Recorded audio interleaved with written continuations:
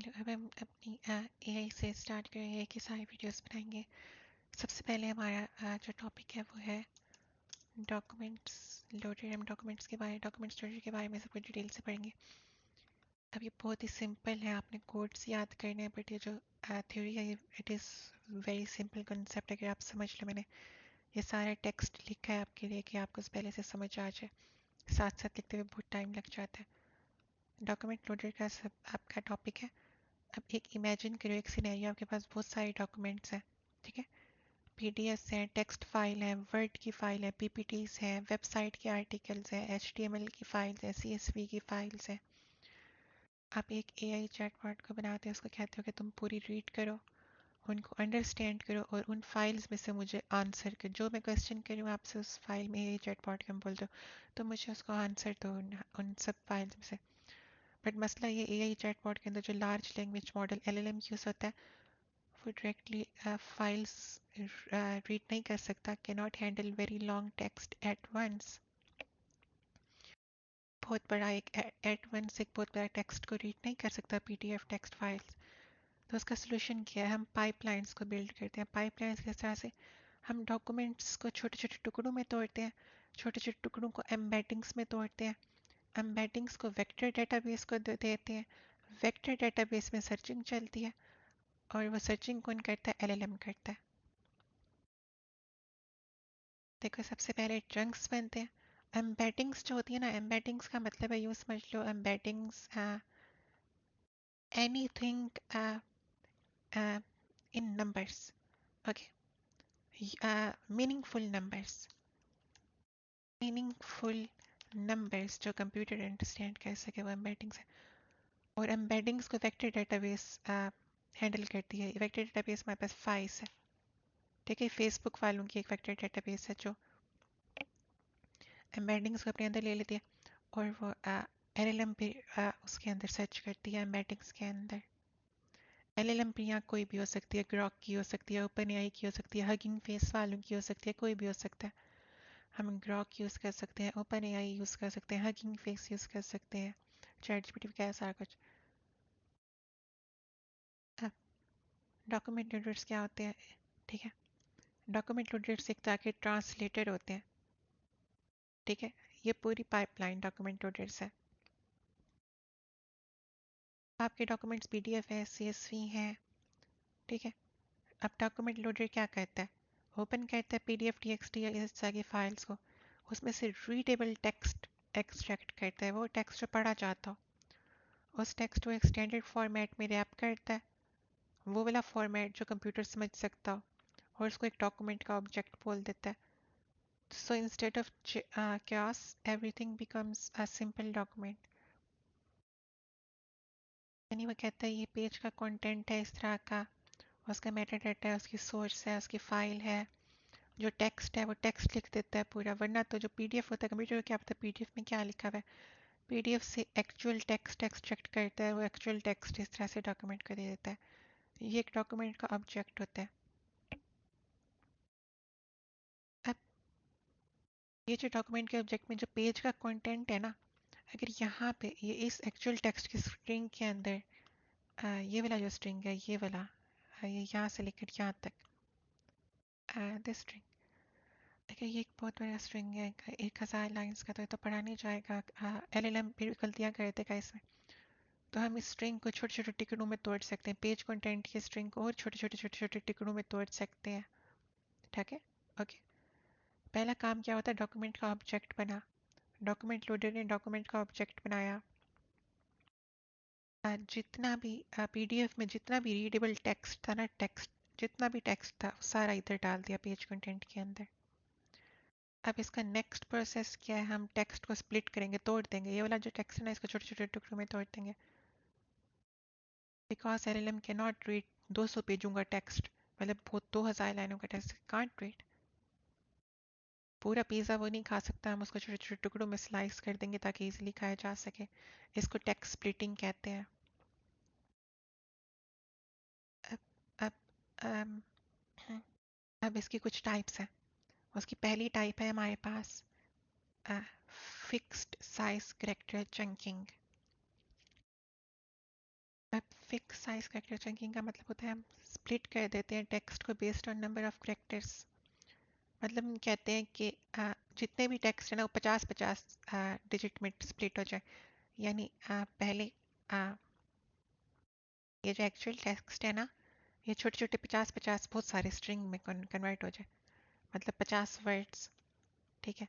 फिर आगे प्लस लिखा हुआ होगा, फिर 50 words,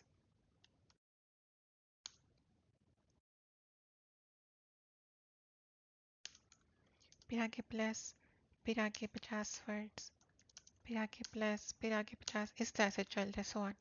fix size character chunking, ठीक है। हम साइज उसको बोल देते, बता देते, ठीक है। स्प्लिट एवरी 50 कैरेक्टर, हर 50-50 कैरेक्टर के बाद स्प्लिट कर दो। चंक वन, चंक टू, ठीक है। इस तरह से chunk one, chunk two, chunk three, chunk four, 50-50, मतलब 50-50 वर्ड्स के हिसाब से। बट एआई कॉन्टेक्स्ट को लूज कर देता है इस तरह से, तो इसको फिक्स करने का क्या तरीका? कॉन्टेक्स्ट लूज मतलब एआई भूल जाता है कि पहला चंक कौन सा है, दूसरा कौन सा है, तीसरा कौन सा है, चौथा कौन सा है। एआई को याद नहीं रहता। तो इसको सॉल्व करने का तरीका क्या है? इसको यूँ सॉल्व किया जाता है। AI is transforming the word it helps पे पहली लाइन खत्म हुई ना, इट हेल्प्स पे, फिर दूसरी लाइन शुरू हो रही थी पीपल इन मैनी इंडस्ट्रीज, ठीक है। अब जो दूसरा चंक है वो यहाँ से शुरू कर दिया, वर्ल्ड इट हेल्प्स। ये वर्ल्ड इट हेल्प्स को दोबारा यहाँ पे लिख दिया, सॉरी, वर्ल्ड इट हेल्प्स को दोबारा यहाँ पे लिख दिया। जो एंडिंग की 3 लाइन थी वहीं से ही चंक 2 शुरू हो रहा है, world it helps people in many industries, जैसे यहाँ लिख दिया world it helps people in many industries. तो यूं क्या होगा, अगर पहली लाइन जहाँ खत्म हो रही है अगली लाइन नई तरह से शुरू नहीं करनी, अगली लाइन में पहली लाइन जहाँ खत्म हो रही है उसके 2-3 वर्ड से शुरू कर दो, ठीक है। इट हेल्प्स पे खत्म हो रही थी ना, तो शुरू कहाँ से होनी चाहिए थी? People in many industries, but ये शुरू कहाँ से हो रही है? फिर से world it helps, world it helps people in many industries, chunk one, chunk two. इस तरह से मेमोरी ग्लू बनी रहती है, इसको याद रहता है पहला कौन सा, दूसरा कौन सा, तीसरा कौन सा, चौथा कौन सा। इसके बाद हमारे पास टोकन बेस्ड चंकिंग। इसका आइडिया ये एलएलएम कैरेक्टर्स को रीड नहीं कर सकता, वो टोकन्स को पढ़ता है। फॉर एग्जांपल अगर यहाँ पे अनबिलीवेबल लिखा हुआ है तो वो अन को अलहदा पड़ेगा, बिलीव को अलहदा पड़ेगा, एबल को अलहदा पड़ेगा। Informer tokens, token based चंकिंग्स।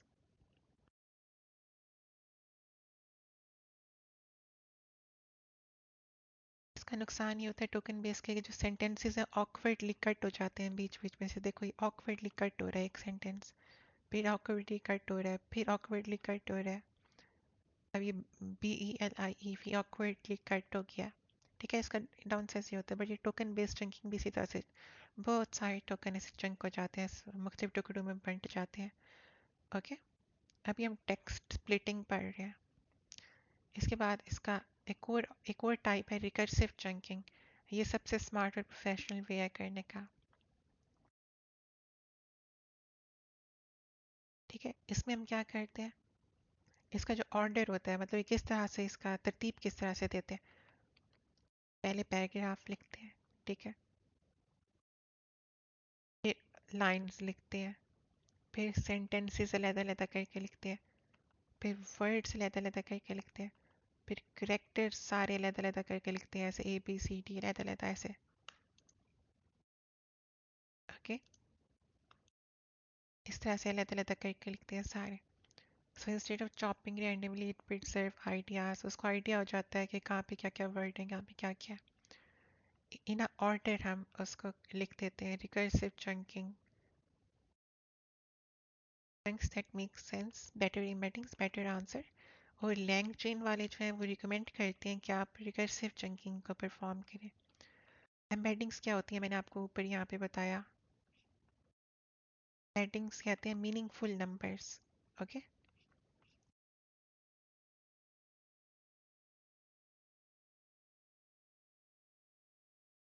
Embeddings. अब देखो हम एम्बेडिंग्स तक पहुँच गए हैं। देखो अब चंकिंग हमने टेक्स्ट को स्प्लिट कर दिया। अब जितने भी चंकिंग थी उसको एम्बेडिंग में कन्वर्ट करना है, बिकॉज जो वेक्टर डेटाबेस फाइल्स है ना वो सिर्फ एम्बेडिंग पे वर्क करती है और चंक्स पे वर्क नहीं करती, एम्बेडिंग्स पे, नंबर्स पे वर्क करती है।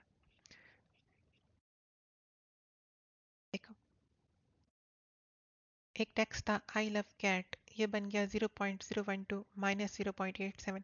एक और टेक्स्ट था आई लव किटन्स या आई अडोर किटन्स। अब इन दोनों का मतलब सेम है, लव कैट्स अडोर किटन्स। तो इन दोनों के जो नंबर है ना वो सेम टू सेम तो काफ़ी हद तक सेम रह जाएंगे। 0.012 यहाँ पे 0.013 है, यहाँ पे 0.87 है, यहाँ पे 88 है, यहाँ पे 44 है, यहाँ पे भी 44 है। Very similar numbers. जो सिमिलर टेक्स्ट है ना आई एडोर किटन या आई लव कैट, वो सिमिलर सिमिलर नंबर में कन्वर्ट हो जाता है, तो मीनिंग सिमिलर रह जाता है उसका। इस तरह से एआई को पता चल जाता है कि इन दोनों का मीनिंग सिमिलर है, एडोर किटन और I love cats meaning similar है। पहले क्या हो रहा था, car is not was not equal to vehicle, but जब हमने एम्बेडिंग बनाई तो car is approximately equal to vehicle, vehicle is approximately equal to automobile. तो हम अच्छी तरह से सर्चिंग कर सकते हैं। इसके बाद इनमें जो सर्चिंग होगी, सर्चिंग कौन करता है, या तो हम ओपन एआई यूज़ कर सकते हैं, या हगिंग फेस की एम्बेडिंग्स यूज़ कर सकते हैं, या फिर हम ग्रॉक को यूज़ कर सकते हैं, किसी भी चीज़ को यूज़ कर सकते हैं। अब हगिंग फेस क्या है, हगिंग फेस एक ओपन सोर्स बहुत बड़ा यूज़ वाला एक प्ले स्टोर है जहाँ पे दुनिया जान के एलएलएम पड़े होते हैं, लार्ज लैंग्वेज मॉडल। कुछ फ्री होते हैं, कुछ पेड होते हैं। ओपन एआई जिस तरह से ओपन एआई खुद एक एलएलएम है, उसी तरह से हगिंग फेस पे तो बहुत सारे एलएलएम पड़े होते हैं। कुछ फ्री होते हैं, कुछ पेड होते हैं, एक तरह का बहुत बड़ी कंपनी है हगिंग फेस। ओके, अब ओपन एआई एपीआई बेस्ड है, एक्यूरेट है, पेड है, easy integration. Hugging face open source है, फ्री है, लोकली भी रन कर सकती है कंप्यूटर के ऊपर बगैर इंटरनेट के, फ्री है, मोर कंट्रोल, वेक्टर्स में कन्वर्ट करते हैं। वाई वेक्टर डेटाबेस एग्जिस्ट, जब आपके पास बहुत थाउजेंड ऑफ एम्बेडिंग्स हो जाती हैं, नंबर मीनिंगफुल नंबर, तो नॉर्मल डेटाबेस स्लो रहती है, वो अच्छी तरह से उस पर सर्चिंग नहीं कर सकती। बट जब वेक्टर डेटाबेस होती है वो डिस्टेंस के हिसाब से सर्च करती है, जो सबसे नियरेस्ट सेम नंबर्स होते हैं ना उधर जंपिंग करती जाती है नियरेस्ट सेम नंबर्स पे। फाइस फेसबुक वालों की जो डेटाबेस है, ठीक है, Facebook AI similarity search, Facebook AI similarity search closest vectors तक पहुंच जाती है। Each document is equal two point in space. जो हमारे सिमिलर टॉपिक्स होते हैं ना वो एक दूसरे के करीब रहते हैं। फाइस हेल्प करती है दूसरे को जंप करना। अब ये सब चीज़ों को, ये जो हमने किया ना, इस सब को कहते हैं रैग। ये जो सारा हमने ऊपर पढ़ा है ना डॉक्यूमेंट लोडर के थ्रू जो सब कुछ हो रहा है, ये पूरी पाइपलाइन, डॉक्यूमेंट से चंक, चंक से एम्बेडिंग, एम्बेडिंग्स जाती हैं वेक्टर डेटाबेस के पास, वेक्टर डेटाबेस के सर्चिंग करता है एलएलएम। इस सब को कहते हैं rag, retrieval augmented generation. Meaning इसका ये है कि सर्च फर्स्ट देन आंसर, पहले सर्च करो एम्बेडिंग में फिर आंसर दे दो। User ask a question, question embedding में टूटता है, fries find relevant chunks, chunks go into LLM, LLM answers your data. Sorry, question पे एम्बेडिंग में छूटते हैं, fries find relevant embeddings made from chunks, embedding chunks से बनती हैं, and embeddings go into LLM, LLM answers your data, ठीक है।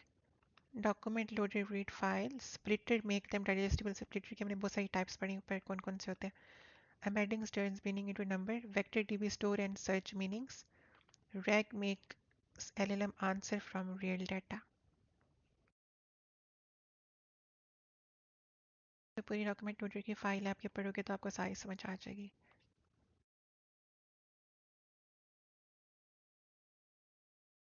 ये कोड आपने पढ़ लेना कि डॉक्यूमेंट लोडर वर्क कैसे करता है, जो डॉक्यूमेंट का ऑब्जेक्ट बनता है वो किस तरह से बनता है, टेक्स्ट स्प्लिटिंग की स्ट्रेटजीज, फिक्स साइज पढ़ लिया हमने 50-50 के बाद, जैसे टोकन बेस्ड हमने पढ़ लिया, ठीक है। Chunks based on number of token, सब words by language model, token are pieces of word that models actually read, assume token limit is equal to 5 tokens, natural language processing is very powerful, ठीक है, 1 2 3 4 5 इस तरह से, ठीक है।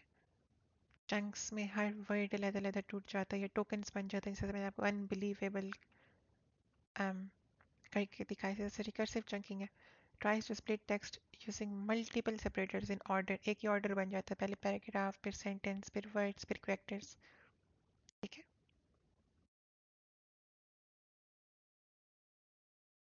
ये आपने याद कर लेना है उसका कोड। पैरामीटर ब्रेकडाउन किस तरह से होता है, चंक का साइज, चंक का ओवरलैप। अब ओवरलैप क्या था, ओवरलैप हमने पढ़ लिया कि मतलब ओवरलैप था कि कितने करेक्टर अगले में रिपीट होंगे। ठीक है, ओवरलैप के कितने करेक्टर अगले में रिपीट होंगे, यहाँ पे हमने पढ़ा। देखो यहाँ पे कितने ओवरलैप हो रहे हैं, world it helps, world it helps 3 character overlap हो रहे हैं हर चंक में। अब इसका चंक 3 बनेगा तो उससे भी 3 करेक्टर, इन मैनी इंडस्ट्रीज पहले लिखेंगे, फिर अगली लाइन फिर शुरू करेंगे। तो ये ओवरलैपिंग थी हमारी, इसका कोड याद कर लेना है। एम्बेडिंग के मॉडल पढ़ लेने हैं आपने। एम्बेडिंग के भी मॉडल होते हैं जो इनको कन्वर्ट करते हैं एम्बेडिंग्स के अंदर। ठीक है, कुछ मॉडल्स होते हैं ओपन एआई और हैगिंग फेस के मॉडल होते हैं, वो ही चंक्स को, ठीक है, चंक्स को कन्वर्ट कर देते हैं वेक्टर्स के अंदर, नंबर्स के अंदर। ठीक है,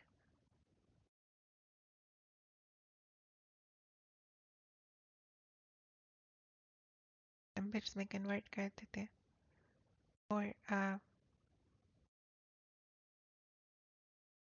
सेमेंटिक सर्च मतलब कि रेलिवेंट डॉक्यूमेंट्स, रेलिवेंट डॉक्यूमेंटेशन हम सर्चिंग कर सकते हैं।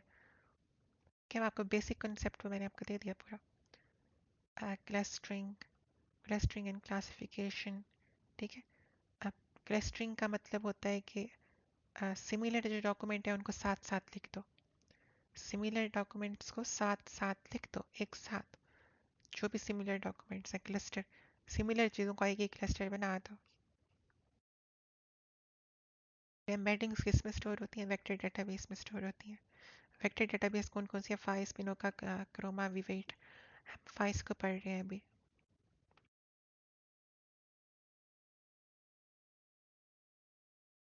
हगिंग फेस के एम्बेडिंग मॉडल क्या करते हैं, चंक्स को एम्बेडिंग्स में कन्वर्ट कर देते हैं। अब इसके पॉपुलर जो फ्री मॉडल्स हैं वो है, एक मिनी एल है, एक एमपी नेट बेस है, इनको याद कर लेना है। ठीक है, इनके नाम, ये हगिंग फेस वालों के मॉडल है, या फिर आप ओपन एआई यूज़ कर सकते हैं, ग्रॉक को भी यूज़ कर सकते हो। ठीक है, या और ये बेस्ट है सिमेंटिक सर्च के लिए, रैग के लिए, रिट्रीवल ऑगमेंटेड रियलिटी के लिए, सिमिलैरिटी के लिए। सिमिलैरिटी मतलब कि सिमेंटिक सर्च, हम डॉक्यूमेंट के अंदर कोई सिमिलर चीज़ों को तरतीब से सर्च करना चाहते हैं, तरतीब से search. Rag, retrieval augmented reality हमने पढ़ लिया क्या होते हैं, सिमिलैरिटी, सिमिलर चीज़ों को सर्च, वही सेम चीज़ है। बर्ट बेस्ड मॉडल है, गूगल वालों के मॉडल्स हैं। ठीक है, नेचुरल लैंग्वेज प्रोसेसिंग के लिए बर्ट वालों के मॉडल हैं ये, इनको भी यूज़ कर सकते हो आप, बर्ट वालों के मॉडल्स। बर्ट वालों के मॉडल का मसला ये होता है कि ये ट्रेन नहीं होते, इनको हम ट्रेन खुद करते हैं। ठीक है, इनको हम ट्रेन खुद करते हैं, गूगल ने बनाया ट्रांसफॉर्मर आर्किटेक्चर पे। ठीक है, ये भी टेक्स्ट को रीड करते हैं by reading words bidirectionally, left to right, right to left, simultaneously. ठीक है, अनसुपरवाइज्ड प्री ट्रेनिंग, यानी वो ट्रेन हम उनको खुद करते हैं, पहले से ट्रेन नहीं हुए हुए होते। ये कोड एक बार देख लेना, ये सारे सिंपल कोड है बस। ये लिखा हुआ है कि सेंटेंसेस हैं, वो सेंटेंसेस को एम्बेडिंग्स में कन्वर्ट कर रहे हैं, सिंपल। ये रट्टा मारने वाली चीज़ें सारी। वेक्टर डेटाबेस वो है जो एम्बेडिंग्स, ठीक है, जो एम्बेडिंग्स को स्टोर करती है, वेक्टर डेटाबेस हमने पढ़ लिया ऊपर। Searches by meaning not by keyword, okay, meaning को सर्च करती है। वाइस वालों की हमने पढ़ ली। ठीक है,